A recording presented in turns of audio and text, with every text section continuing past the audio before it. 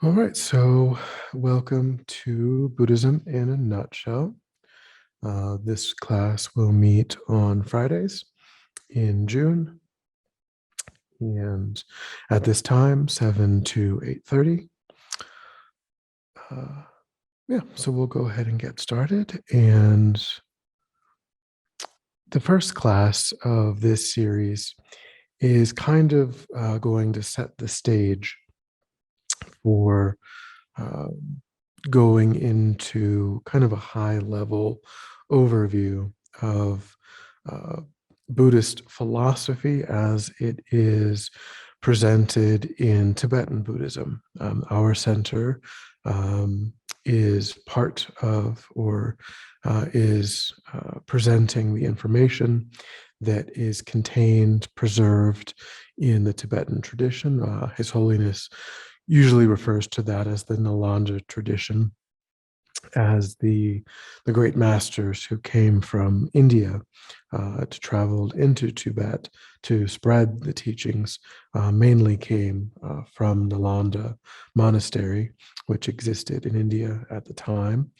And so those teachings, which of course originated in India, ended up kind of being held and preserved in Tibet when there was great upheaval in India, uh, wars and religious strife and so on that ended up ultimately really destroying most of the really rich, vibrant Buddhist communities and monasteries and so on. There was a period of dramatic change. However, those teachings were preserved, as I said, in Tibet. So it really isn't. I mean, you'll find that some things were kind of mapped onto some of the existing cultural traditions, as is the case with all of the ways in which Buddhism spread. You find that there is this mapping onto existing cultural ideas. However, uh, the essence, the philosophical aspects of the teachings are really just preserved from the way in which they were transmitted by the great Buddhist masters from India. So, as I mentioned, we're going to set the stage for this high level presentation of Buddhist philosophy. The companion class to this class primarily is Meditation 101. That's historically been the companion class. We're also offering a class called Introduction to Mindfulness that occurred last month, and Meditation 101 will occur next month. So, now in a way, these three classes are the introductory classes that FPMT has put out historically, with Introduction to Mindfulness being more recent and kind of being a little bit more narrow in its scope or in its intent. The two really broad overviews are Buddhism in a Nutshell and Meditation 101. So in this class, the focus is on the philosophical side of things. And next month, the focus is on meditation. And really, I would say the goal of that course is to give people the information that they need to start a meditation practice at home, rather than there are meditations that are done in the context of that course, but the main purpose is really to give people the information that they need to start a practice at home. So, are there any thoughts or questions so far?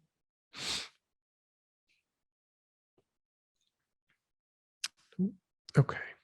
So, as I mentioned, this introductory class, the first class, is where we're going to set the stage, and we're going to do that by talking about the life of, here it says Siddhartha Gautama.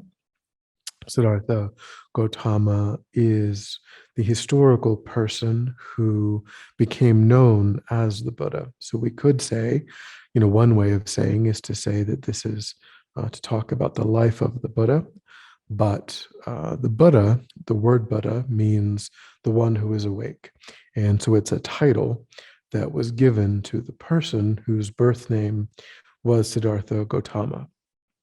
So he was not referred to as the Buddha prior to showing the aspect of attaining enlightenment.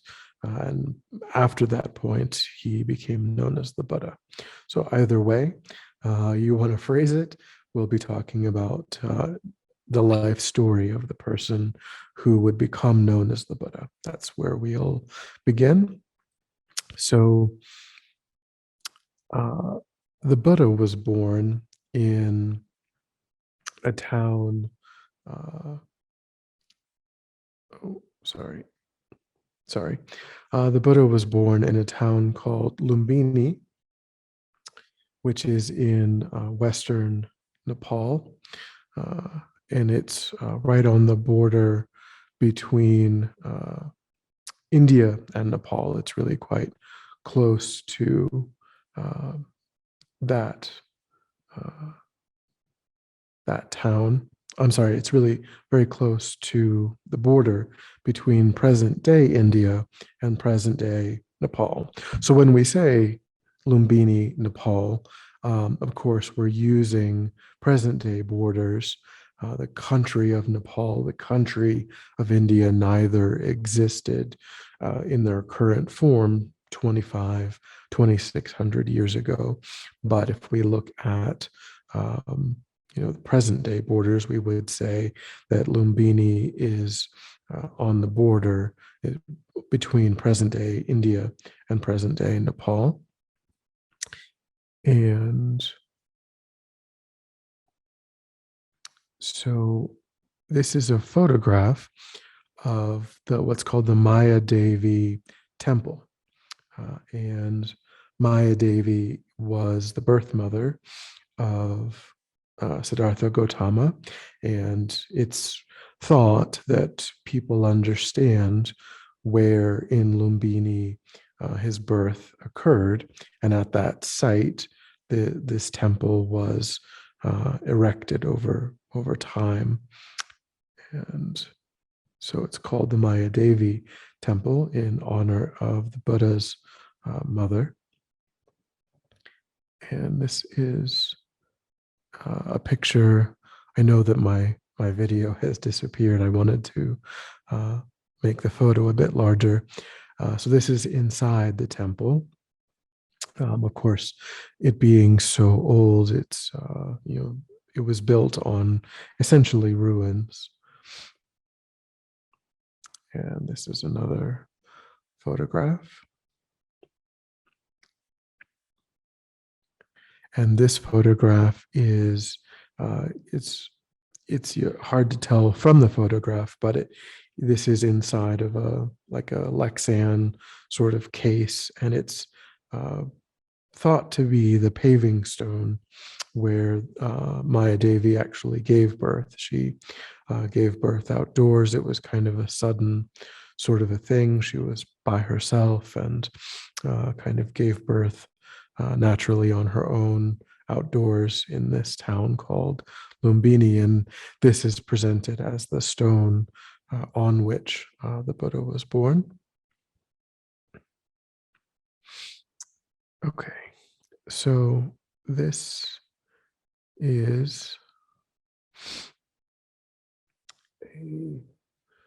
represents, it might be hard to see, but you can see up here, there's this blue dotted line.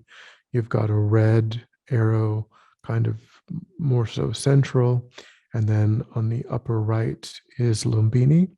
So this is where the Buddha was, where Siddhartha Gautama was born, in Lumbini. And then this just shows the path that he took to where he achieved enlightenment in Bodh Gaya. So from his birthplace to Bodh Gaya, where he achieved enlightenment. That's just what that represents.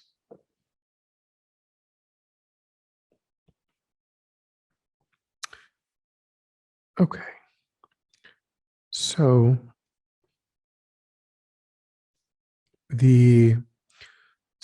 when Siddhartha was born, as I mentioned, he was born to um, in the teachings, the phrasing that they use is king and queen, the titles of his parents.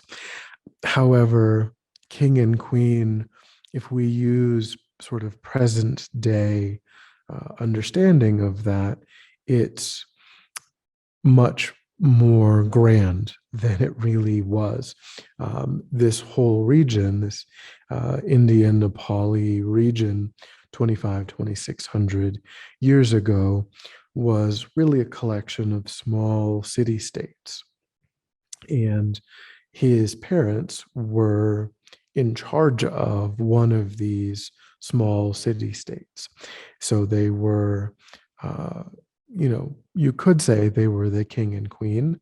However, it wasn't anything like, the king and queen of England or any sort of vast empire. It was a very, very small area of land. But his parents did have control over that. And so when he was born, his mother sadly passed away shortly after his birth. So he was raised, by his father, and his father being, reasonably important, given the kind of humble nature of that area, was very interested in having his son take over from him. It was common for familial transmission of this king and king to king sort of process, and his father was really very interested that happened. That when he passed away, that Siddhartha would take over and also be in charge of this city state. And so, as was somewhat common at the time, when Siddhartha was born, he was taken to you could say a seer, someone who was known to have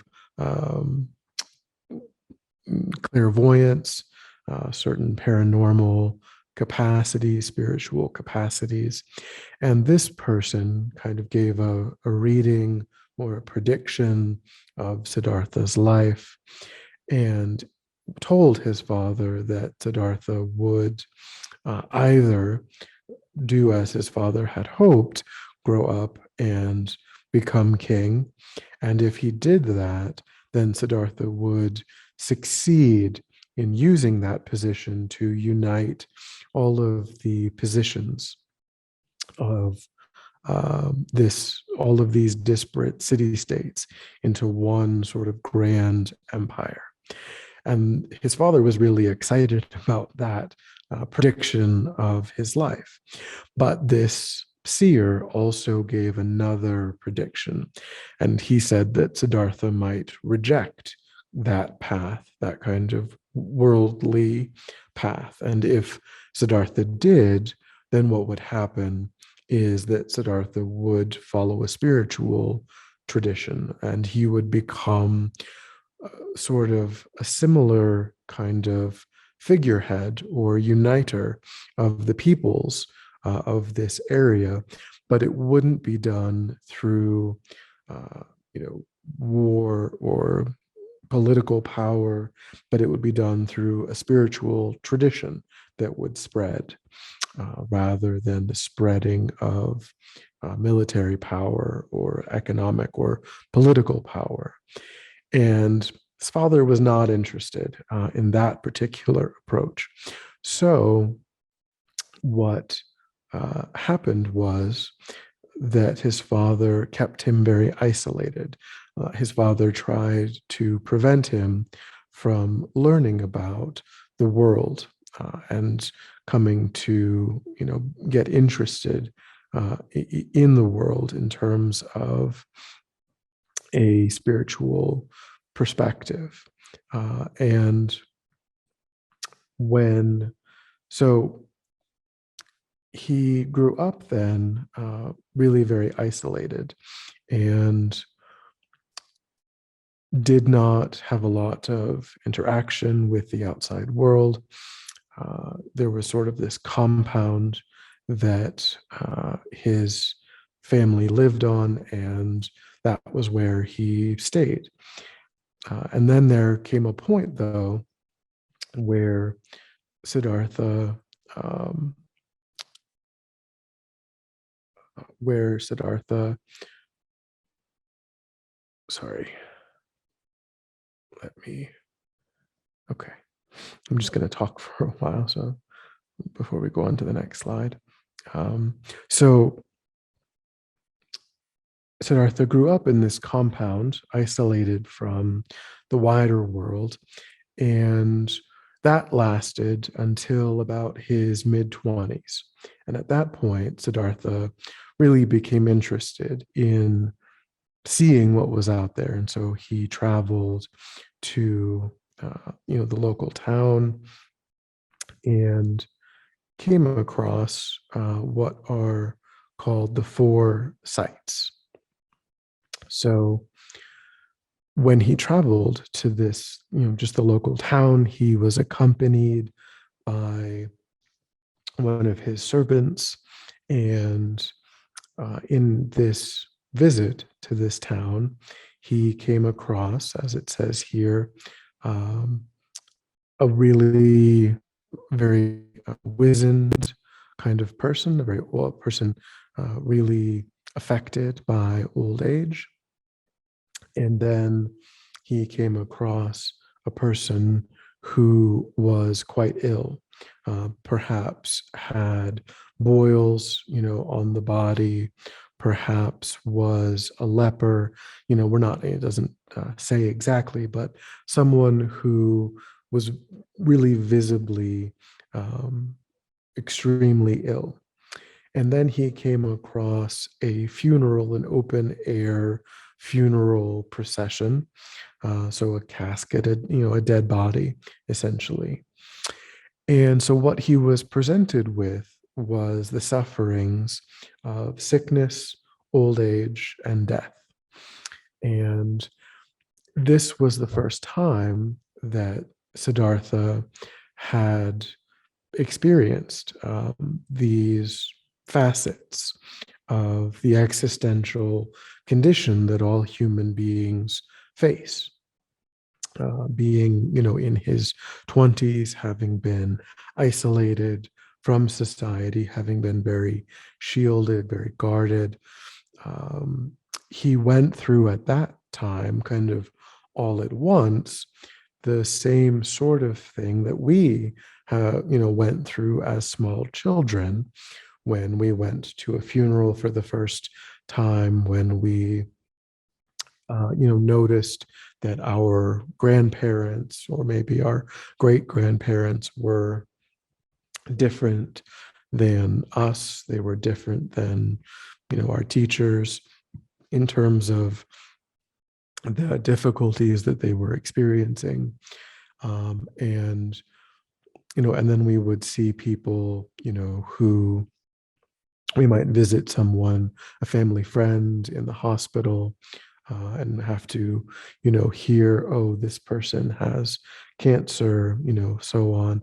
So everyone, all of us have gone through these realizations, but the Buddha went through, well, Siddhartha at the time kind of got hit with it all at once in his 20s. And so it was a real kind of shock to the system to be presented with that in this sort of overwhelming fashion, when he had really never considered that people experience these extreme sufferings. And every time he was presented with one of these sufferings, he asked his attendant, is this some really strange aberration?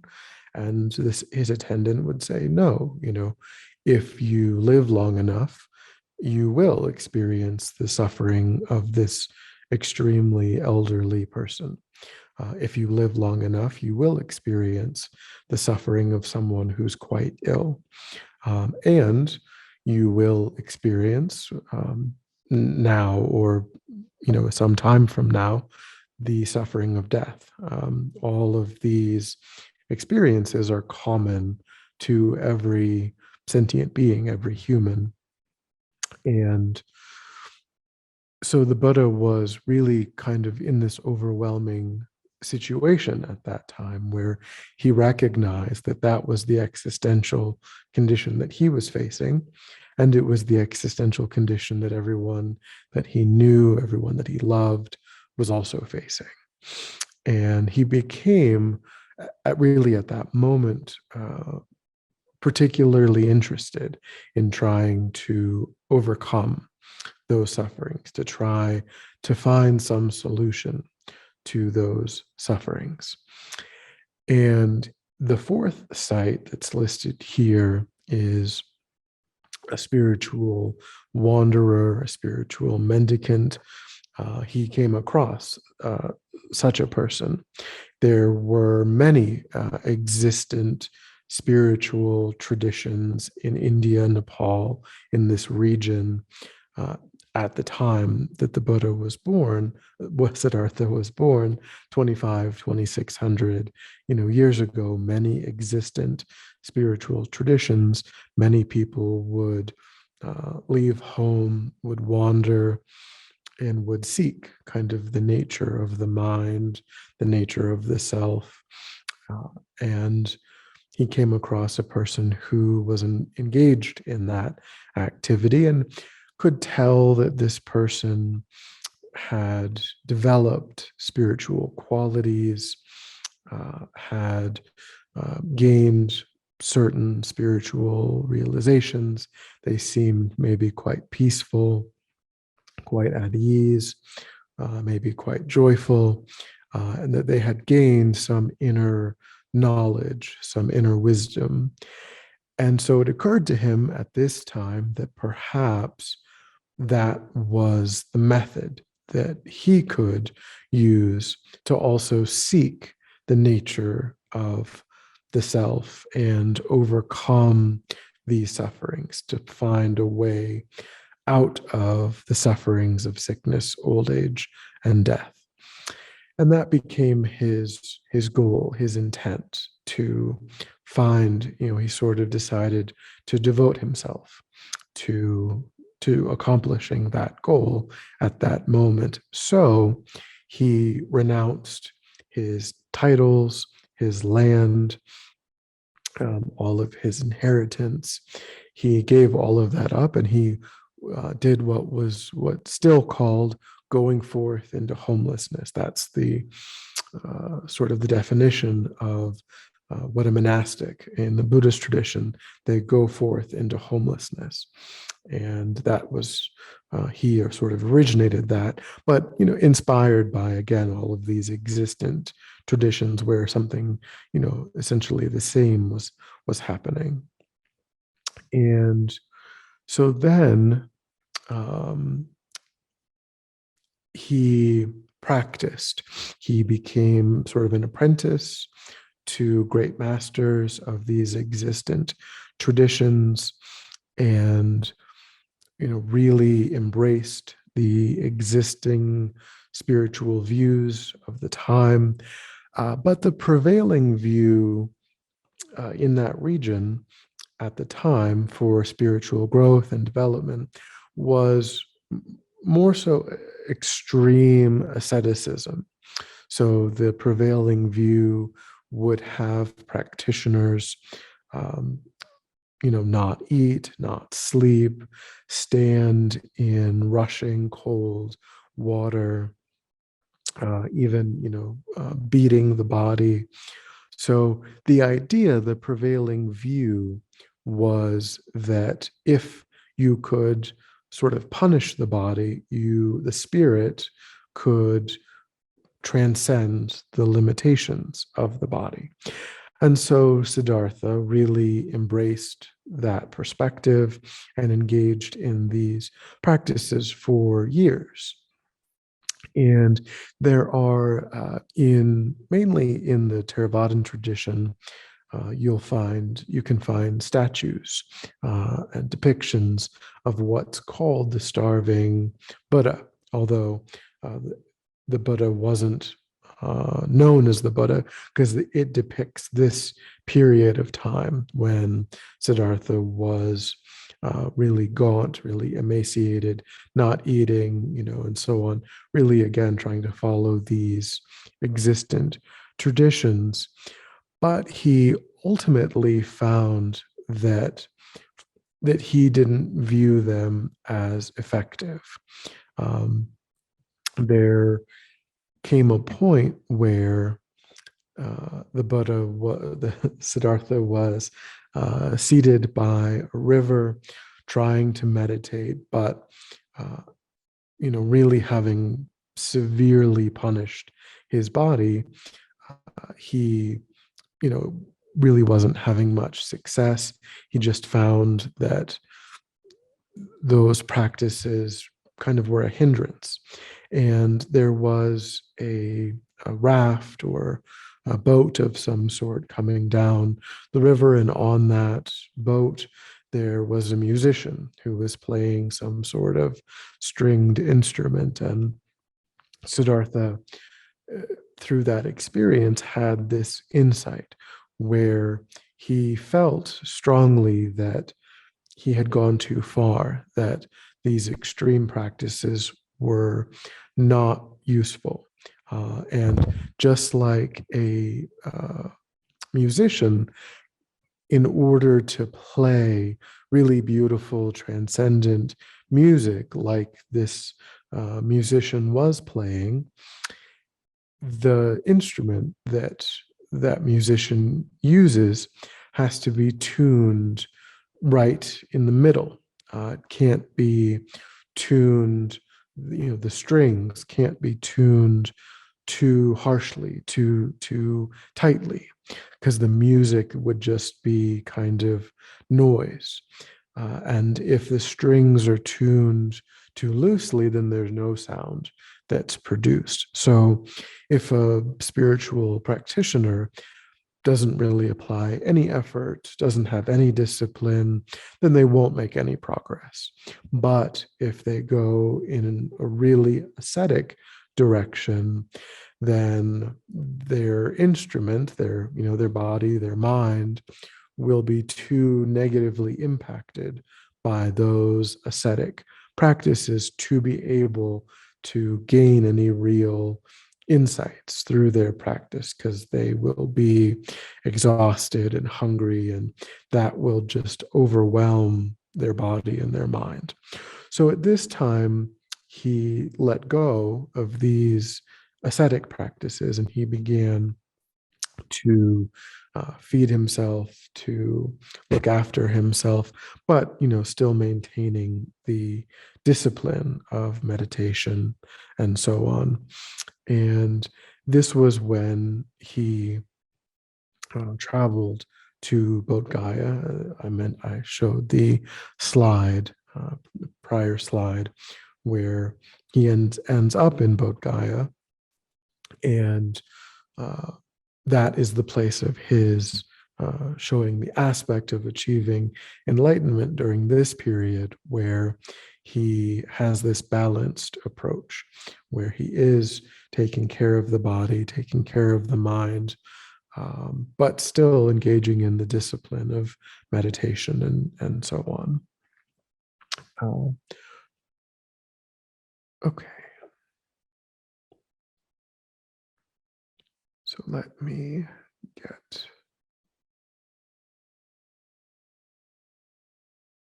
Okay, so this is a photograph of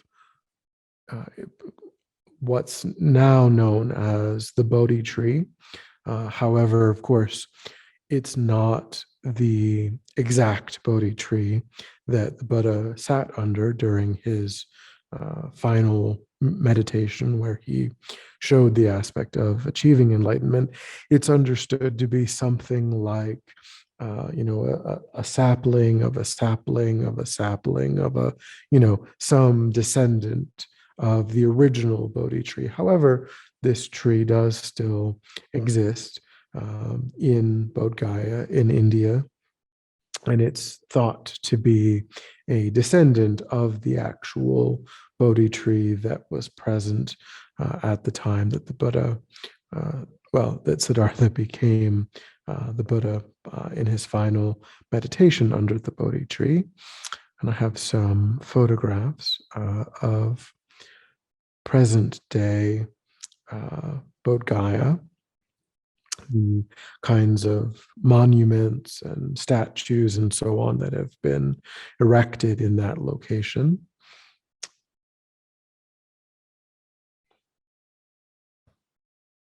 Just a couple pictures of present day Bodh Gaya. Okay, now this is a photo, it is a map. Again, it might be difficult to see. Maybe if you go full screen, it'll be easier. On the right-hand side, where the dotted line begins, is Bodh Gaya. On the left-hand side, the kind of upper side, is a town called Sarnath.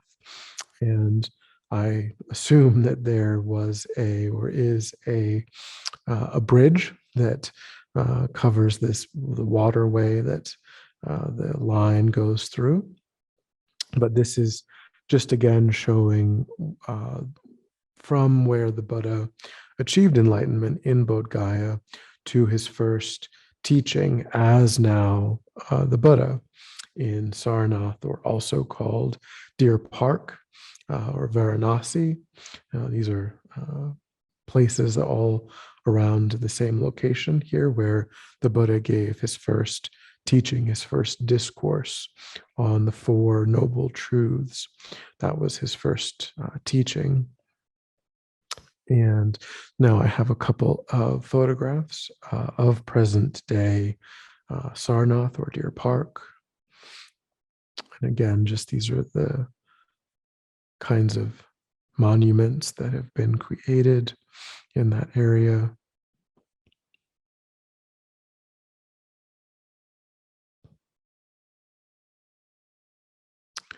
Okay. So that is kind of how the Buddha became the Buddha, kind of his backstory, where, so ultimately, he tried to follow the spiritual traditions that existed, but found that he needed to make some changes to those. And you find that, in his teachings later on, you find that he used a lot of the same terminology, like karma and so on, that was, that predated his birth into the world. But he made changes. He presented things in refined or different ways compared to how they had been understood in that region prior to his achieving of enlightenment. Okay, so his first teaching is, as I mentioned, on the Four Noble Truths. But are there any thoughts or questions so far before we discuss his first teaching? Yes, Venerable, I have a clarifying question. Mm-hmm. So you mentioned that the Buddha went into final meditation before enlightenment. I was under the impression, and I'm guessing I'm wrong, that final meditation was before passing away, before dying. Is it the same thing or different? So it can be, there's two different ways of talking about nirvana or enlightenment. um, when we say, so for example, when a person does die, if they're a high practitioner, then we can say that they entered the clear light for the last time in that lifetime, in that incarnation, that Okay. they, that if a person's a really high practitioner, then the understanding is that they would, as they were dying or prior to the start of the death process, they would enter meditation and they would abide in what's called the clear light, the subtlest level of their mind for a period of time. And then their mind would take rebirth. And so that is the final meditation that they engaged in that particular incarnation. Okay. When I say final meditation, and so in another way of talking is also with respect to the Buddha, when he showed the aspect of passing away, that was referred to as his peri-nirvana, where, or his final nirvana. So he achieved, and there's different ways even of thinking about or presenting the idea of the Buddha's enlightenment. Some Buddhist traditions hold the view, the perspective that the Buddha, that Siddhartha was born as a fully ordinary being and developed the path in that lifetime. Other Buddhist traditions, which is actually the view of the Tibetan Buddhist tradition, they actually hold the view that the Buddha was not an ordinary being when he was born, but actually was an enlightened being and simply showed the aspect of achieving enlightenment. So demonstrated what a person would do or needed to do to achieve enlightenment, but that actually his mind was enlightened prior to even the birth, even Siddhartha's birth. So there are different views there are different ways of understanding even what was accomplished in the lifetime of the Buddha. But in the Tibetan tradition, they do actually hold the view that he was enlightened prior to incarnating as Siddhartha Gautama. But that's not a universally held view. So if we, so whether we take the view that Siddhartha showed the aspect of achieving enlightenment under the Bodhi tree, or we take the view that he actually achieved enlightenment at that moment, I was using it in a way of saying that prior to that, he was meditating as an ordinary sentient being. And then there was a meditation during which he arose as an enlightened being. So there was a final meditation as an ordinary sentient being. And then when an enlightened being passes away, then that is called peri-nirvana, final nirvana. So like that, there isn't necessarily only one way of talking about it. Some of them are maybe more colloquial than others, or more technical than others, but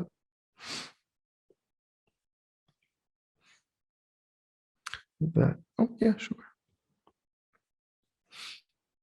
Any other thoughts or questions?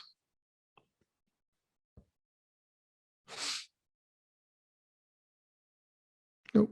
All right. So then the Buddha's first teaching, the teaching on the Four Noble Truths, is what we will discuss. And here, kind of necessarily, it becomes complicated, even just with the idea of the Four Noble Truths, it becomes complicated because noble, when we say the Four Noble Truths, the kind of bare linguistic usage might make us think that we're talking about four ideas that have some sort of nobility, that have some sort of exalted status. And that's not what the Four Noble Truths means.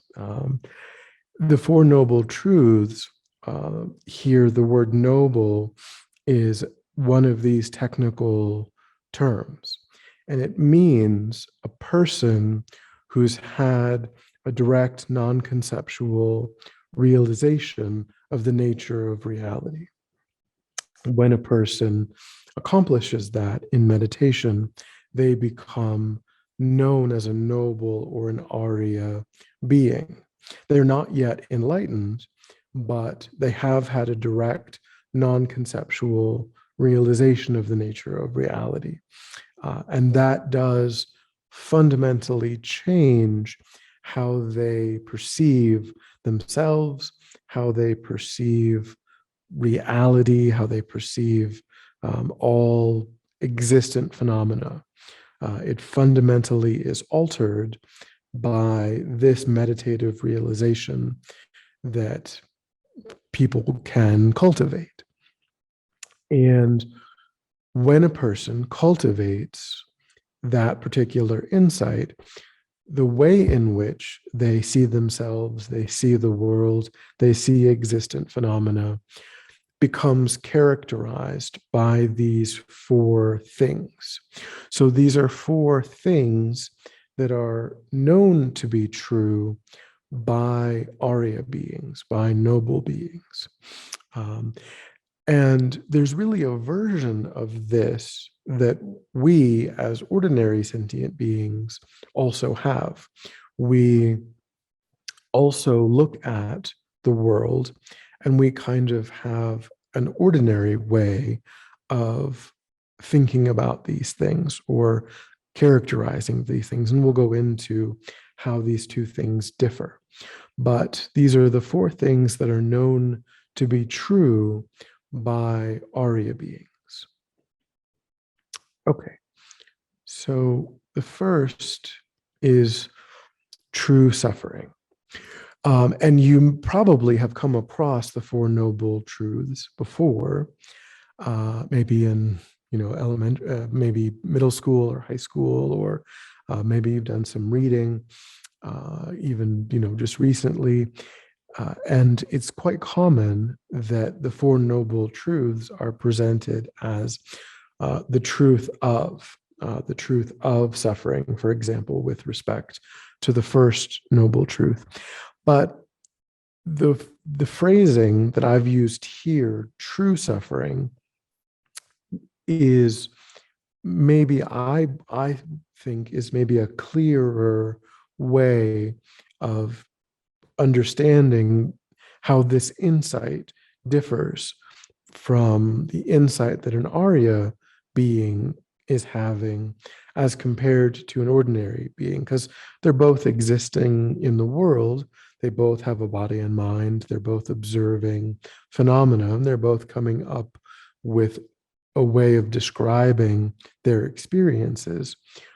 But when an ordinary sentient being describes true suffering for them, and when an Arya being describes true suffering for them, it is not the same description. So that's what we're going to look at, is how these are different.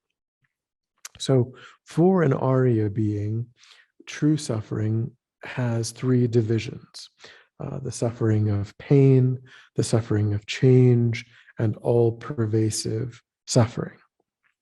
So the first of these, the suffering of pain, is the easiest one to understand. And this is actually how an ordinary sentient being would understand what suffering is. If you were to ask just any random person off the street to describe what suffering is for them, they would give you something that would be an overt physical or mental distress, something something physically or mentally painful, like being ill, losing a loved one, losing a job, essentially coming into contact with something unpleasant, or being involuntarily separated from something pleasant, or being thwarted from obtaining being in contact with something pleasant. Like, you're really excited about being able to go see a movie that just came out, and you go to the theater and it's sold out. That sense of disappointment is an overt mental distress. It's not the end of the world, as an example, but you're prevented. You wanted to do something, and you thought you could, and you attempted it, but circumstances prevented that experience from being something that you could be in contact with. So those are really the three kinds of experiences: meeting with the unpleasant, being involuntarily separated from the pleasant, or being prevented from contacting the pleasant. Those are the three ways in which people suffer in terms of this first category. So there's no real controversy here. There's no real difficulty in understanding this. The only thing that's maybe useful from a spiritual perspective is really trying to understand that this happens a lot. We tend to discount how often on a daily basis we meet with the unpleasant, or we're separated from the pleasant, or we're thwarted from contacting the pleasant. We tend to just kind of gloss over that, which in doing that, that's preventing us in a way from really being motivated to overcome suffering, because we just sort of think that that's normal, that there's no alternative, that that's kind of baked into what it means to be human, is that it just kind of, it is like this. And so if we can't identify an alternative, then we won't move in a spiritual direction. We'll just kind of accept that that's how things are, that things are sometimes difficult or unpleasant, and that there's no choice. But the suffering of change is really the more impactful category, where what the problem with the suffering of change is that everything on this list, unlike the first list, everything on this list, if you were to ask, again, just an ordinary person off the street, what is happiness? What is kind of the point of your life? Everything that they would list for an Arya being would actually go onto this list, the suffering of change, also called changeable suffering. So this is really where things get more interesting, because there is this divergence between if an ordinary sentient being like us is describing, the purpose of our life as having enough money to be comfortable, having a good reputation, having a good social status, having a good job that we enjoy, having a spouse, having a nice car, having a nice home, being able to eat the kinds of foods that we enjoy on a regular basis. If we kind of think that's the goal, that's the main thing that we're interested in, that we're directed toward and motivated to accomplishing, and that's really what has the power to make me happy and contented and satisfied.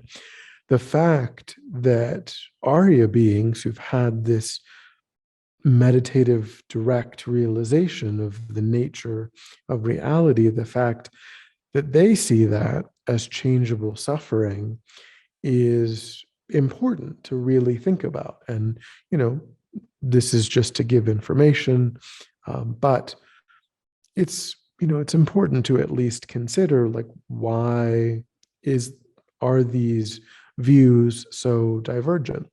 So if we try to track what is being described here, then we can look at any time we, as an ordinary sentient being, are motivated to engage in pleasure-seeking behavior, to try to move away from something that's causing us agitation, to move toward something that we find desirable. That's all kind of pleasure-seeking behavior.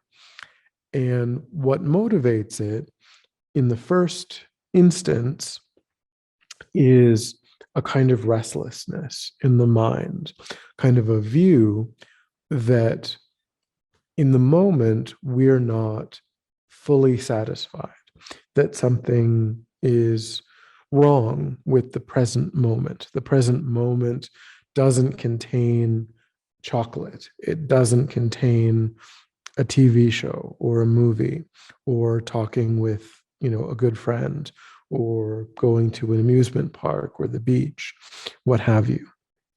So there's an agitation in the mind. There's a sense that we need to improve upon the present moment. So already, it's not great. We're starting off this chain with a disturbed or agitated mind. And then what we do once that disturbance arises in the mind is we try to think about what we have access to. What kinds of things have we done in the past? What seems to work? Kind of seems like, well, ice cream, sometimes works, or Netflix sometimes works, or, going outdoors, to a pleasant park or something, that sometimes works to calm down this agitation that's rising in the mind. So then we engage in some effort to pursue that new object, that beach, that food, that person, what have you. And if we are successful in being in contact with that new object, what Buddhism would describe as what's happening here is that now there's a new stimulus in the mind. And initially, that new stimulus is novel, and it's, there's physical enjoyment, there's maybe taste enjoyment or sound enjoyment. There's something pleasing or pleasant about the experience. And so initially, what happens is that we are distracted. And this new stimulus is now occurring in the body and mind. And so that previous agitated state begins to decrease when we are experiencing this new stimulus. We get this reduction in the agitated state. And we experience that. We experience the combination of the pleasant stimulus, the pleasant aspect of the stimulus, and this kind of sense of relief from that agitated state, we experience that as being happy. However, that new stimulus, Buddhism would say, is coming along with its own unique suffering, its own unique painful state. So what is meant by that is to say, if you're feeling this restlessness and you order your favorite food as a way of kind of placating that restlessness, that agitated state, that pleasantness will overwhelm that agitation for a period of time. However, we've all experienced, even within just the amount of food that we thought we wanted to eat. We thought, we wanted to eat maybe the whole pizza or the whole pint of ice cream or what have you.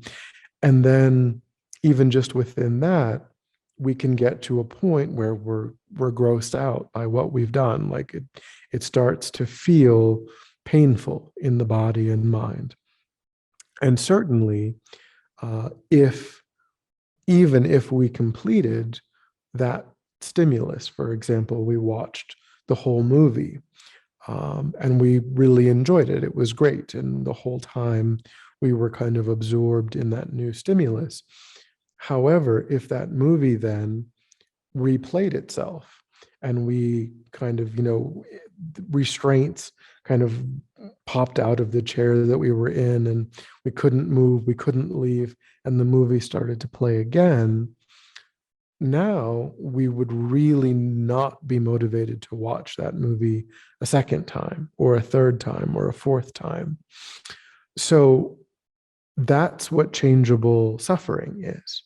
The thing that we ourselves identified as, this is what has the power to make me happy if I can only be in contact with it. It will change only, through its own power. Nobody took it away from us. Nobody made it different. It wasn't, cooked poorly. It wasn't that there was static on the screen or bad audio, or, everything was exactly how we had thought it was going to be. But simply by remaining in contact with that thing that we ourselves identified as pleasurable, we will begin to experience pain. We will begin to experience a new agitated state. And that's going to motivate us then to engage in yet another pleasure-seeking behavior where we try to stop doing that and we try to start yet another novel stimulus. So we're left with kind of leapfrogging from one temporary sensory experience to another, and that kind of becomes the driving force of our life. That becomes the thing that we spend most of our time doing, is doing this for a while and then hopefully stopping it before it agitates us, and then finding something else, stopping that, and so on. So psychologically, it's a really interesting thing to think about, that if it's true that what I'm spending most of my time, most of my energy, most of my effort to do in my life is actually changeable suffering and not happiness, then maybe, I should go in a different direction or try something new. Because if it was true, if it was accurate, if we were right that the ice cream, the friend, the amusement park was in the nature of happiness, then the more that we engaged with that object, the happier and happier we would become. And that's not the experience that we actually have. we actually have the experience of being exhausted at the end of the day, of being in the amusement park, or, wanting to get off the phone with our friend after a period of time, because these objects are not in the nature of happiness, they're actually in the nature of changeable suffering.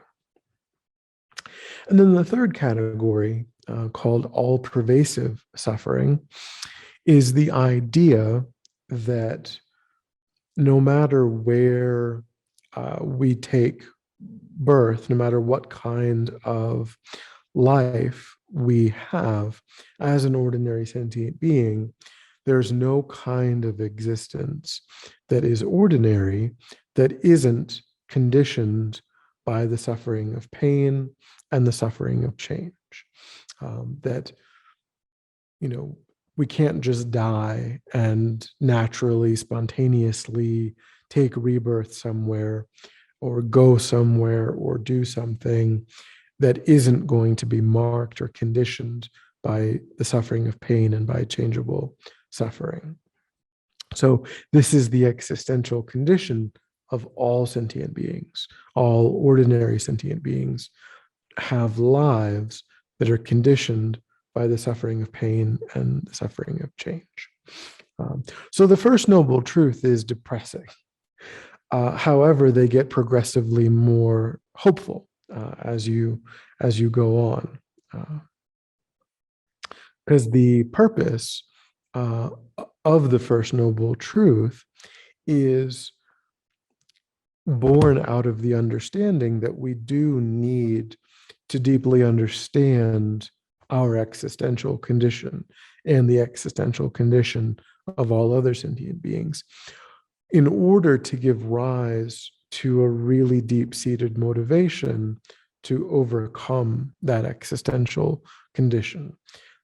If there was nothing we could do, then it would be masochistic to think about that. His Holiness says, if you couldn't do anything about the first noble truth, then better not to think about it. Better to just, try to have fun, drink beer, eat pizza. Don't worry about it, because it just is what it is. However, as we go through the Four Noble Truths, we'll see that this is kind of like doctors who study disease, not because they want to be morbid about all of the terrible things that can go wrong, but because they understand that by developing, a really acute awareness of all of those things, they can fix them as best they can. They can apply treatments, they can apply antidotes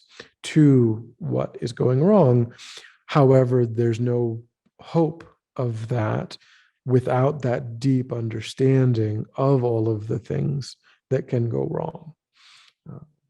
If you don't really develop that awareness, then you really are stuck with these sufferings. Any thoughts or questions about the first noble truth?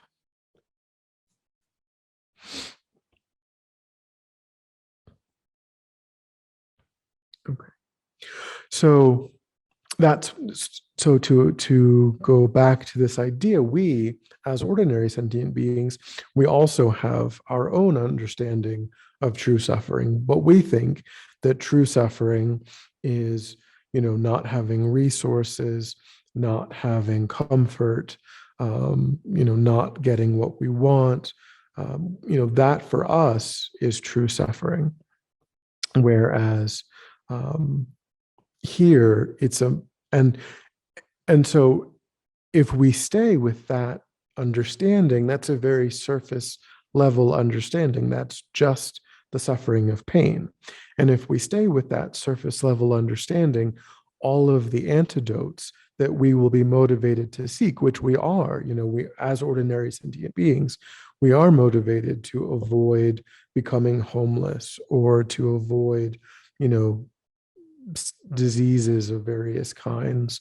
So we try to get a good education, we try to eat well, we try to exercise, but these antidotes, because our understanding of suffering is so surface level, the antidotes that we are motivated to apply are also really, really surface level. But this is a much more nuanced and deeper understanding of suffering. And so what we will see then is that the antidotes that people who understand suffering on this level are motivated to pursue are also much more effective. They also uproot suffering on a much deeper level. It's certainly true that if you are someone who can have warm clothes and a safe place to live and so on, your life is easier than someone who doesn't have those things. However, both of those people will die. And from the Buddhist perspective, the fact that one of them was generally more comfortable than the other isn't of any real significance, because they didn't use their life to uproot suffering on a deep level. All they did was pursue very, very surface level band-aids to a very rudimentary level or understanding of what suffering is.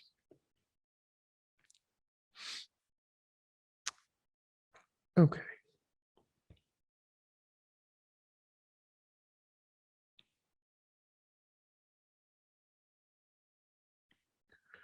So things start to get a little bit more hopeful when we move on to the second noble truth, true causation. So here, when I say more hopeful, the Four Noble Truths, they follow kind of a progression. I mentioned sort of this medical model before, and they do kind of follow this medical model where if you want to get better, if you want to improve, then your doctor first, like with the first noble truth, needs to be able to say, yes, definitely, you do have this painful condition. You are actually suffering. It's not something that you are fabricating. It's not all in your head. There genuinely is something wrong with you. However, so that's step one in this process of actually overcoming suffering, is that your physician kind of is on the same page and understands that you genuinely have a problem that needs to be solved. That's what the first noble truth is getting us to understand. The second noble truth, though, is true causation. And this is also the case with a physician. They would need to not only be able to agree with you that you're not making it up, it's a real thing, but they would need to be able to say, and this is what's causing it. It is a virus. It is a bacteria. It is cancer. They would need to be able to give it a name, give you a diagnosis. Without that, then there's no, if they don't, because the treatment, for cancer is different than it is for, a broken arm. So it isn't sufficient for them to say, well, yeah, I know that your arm is hurting, but I don't know if it's because you have a cancerous mass or because you have a broken bone. If they can't distinguish, then they can't do anything to help.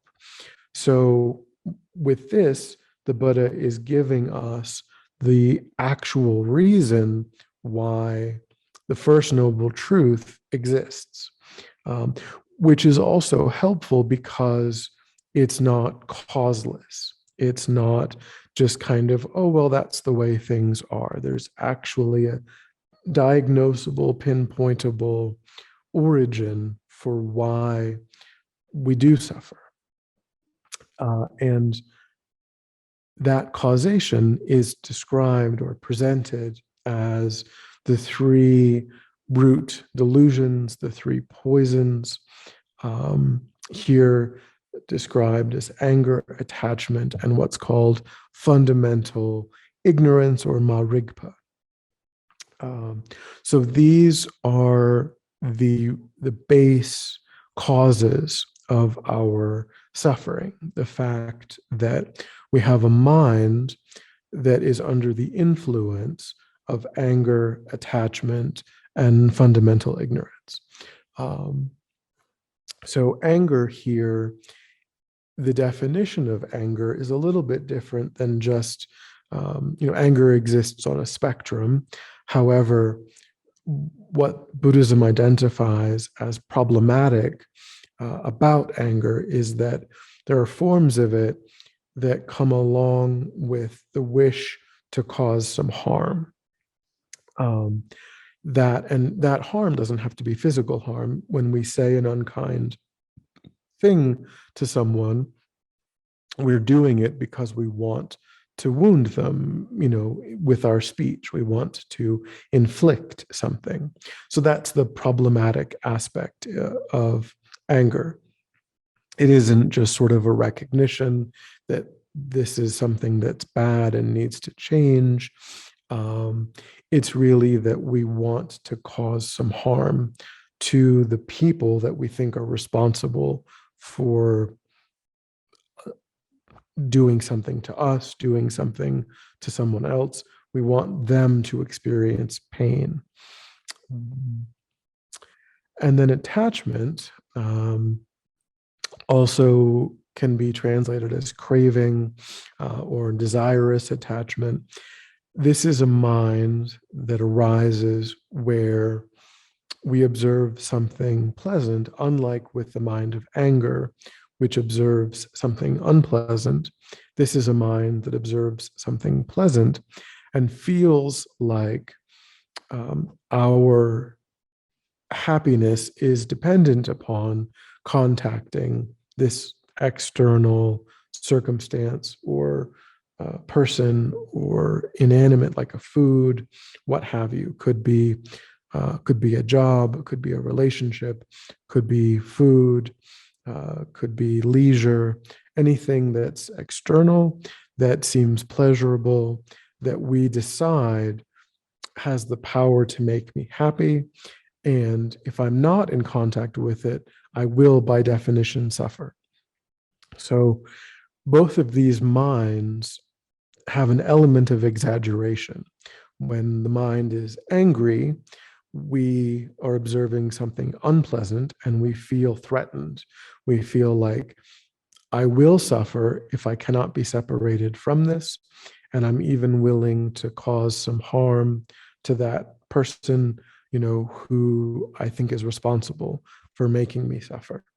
With attachment, we think, I will not be happy unless I can possess this thing, this situation, this circumstance that is separate from me.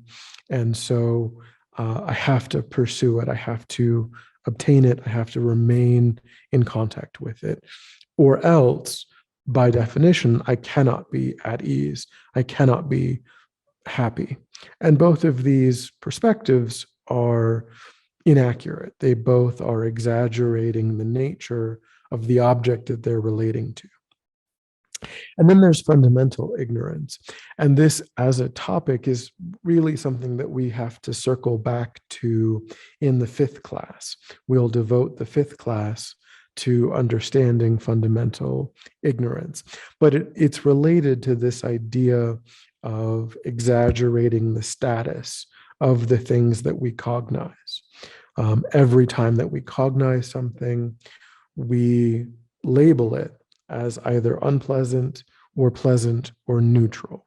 Something neutral would be like a pen, kind of just an ordinary ink pen on a table. It doesn't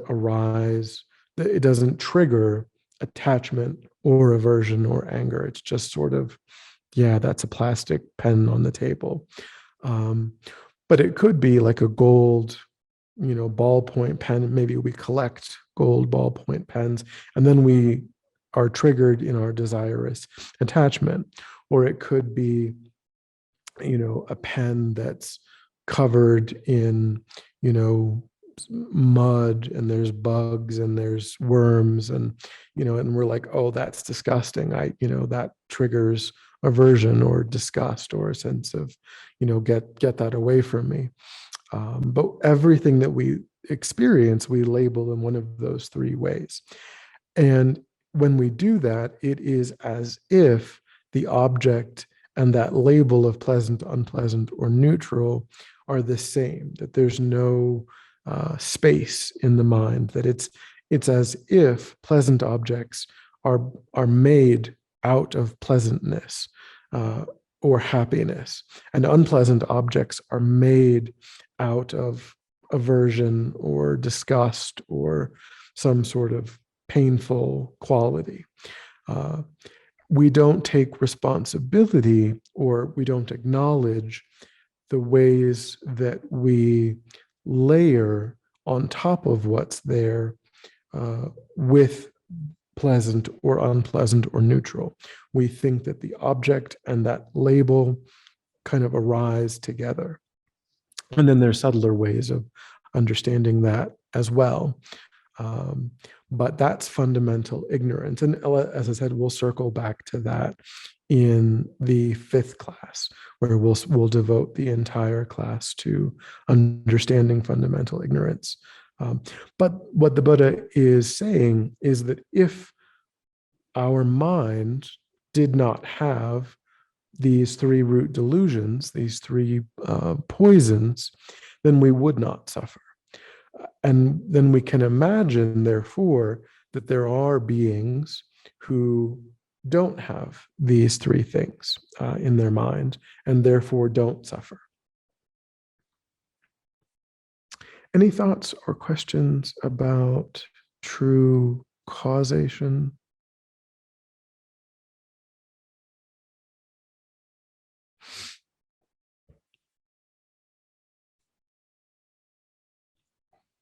No. Okay. So then you have true cessation. And this is what I was alluding to. So we've gone through this physician, like the Buddha as a physician saying, this is your existential condition, which is the suffering of pain and the suffering of change. However, it's not causeless, it's not inherent, it's not baked into things. It's diagnosable as the presence of the 3 root delusions, or the 3 poisons in our mind. But still, so it's, things are progressing, things are getting a little bit more hopeful. We know why suffering arises, but still, one could imagine a physician saying, yes, you're suffering, and yes, your suffering is cancer. However, unfortunately, there's nothing I can do. It's terminal. It's you're just going to get worse.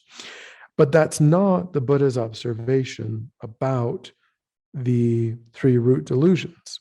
The Buddha's observation is that you can cause the 3 root delusions to cease. You can completely uproot them from the mind. They are removable. They're what are called adventitious. These stains in the mind, these afflictions, they are not in the nature of the mind. They are not one with the mind. They are removable from the mind.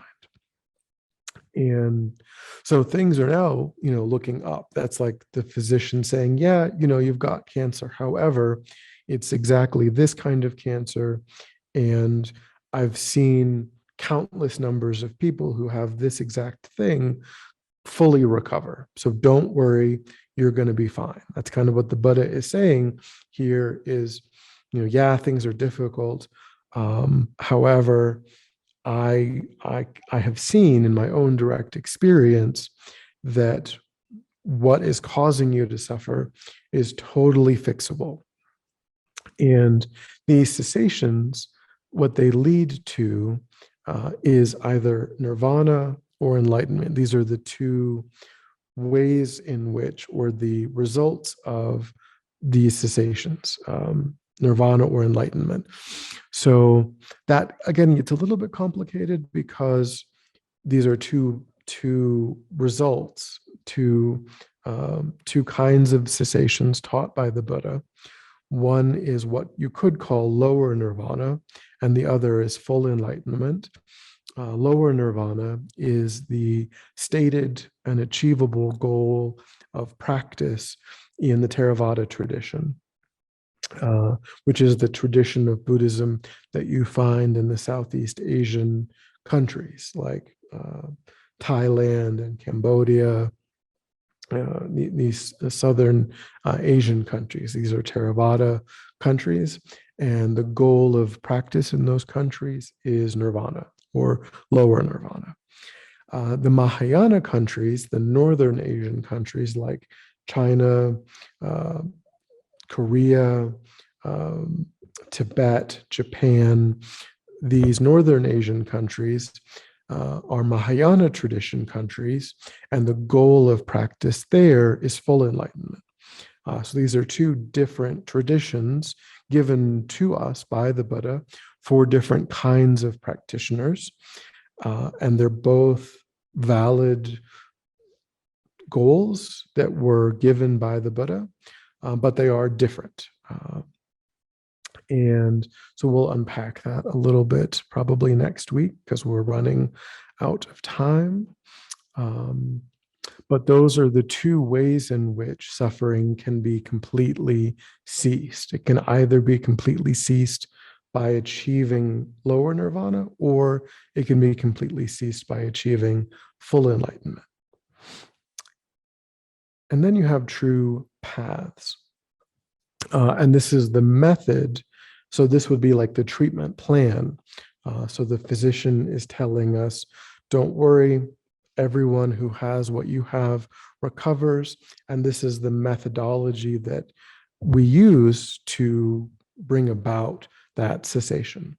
And for the Buddha, it's training in ethics, training in concentration, and training in wisdom. So ethics is the foundation of a Buddhist's spiritual life. And we'll unpack that in future classes, the 10 non-virtuous actions and other ethical considerations. And then it does become necessary to train in high levels of meditative skill and ability in order to really uproot suffering. You have to do it through a meditative path. And then you particularly, because fundamental ignorance is really ultimately the cause even of anger and attachment. Really, fundamental ignorance is at the root of even those. You do have to uproot ignorance by training in wisdom. So these are the three paths that we Buddhist practitioners engage in that lead to either nirvana or enlightenment. And these are all things that we will in the future classes go into more detail on. But we are out of time, sadly. We got a little bit of a later start. So any thoughts or questions based on, I know that was a lot of information presented very quickly. And we, of course, we have the 4 remaining classes where we'll flesh all of that out in more detail. But any burning thoughts or questions?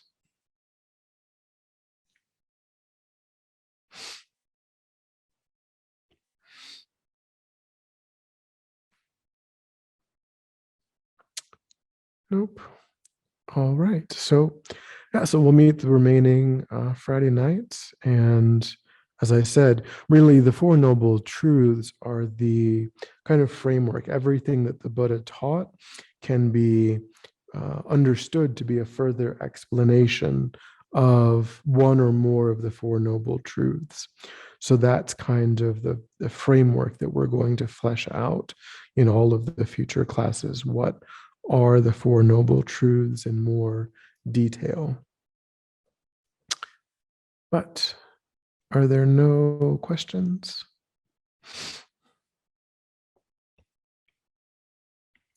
All right. So I hope to see everyone next Friday. Have a good night.